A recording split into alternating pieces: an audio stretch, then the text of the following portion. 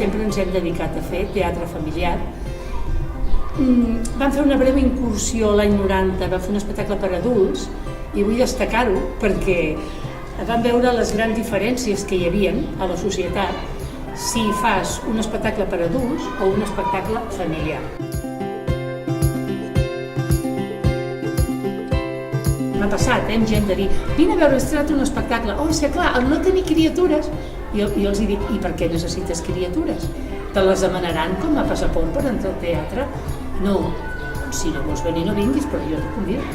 Vull dir, per què un espectacle per tot públic no pot veure una persona adulta sola? Quin problema hi ha? Jo vaig a veure espectacles de tot tipus,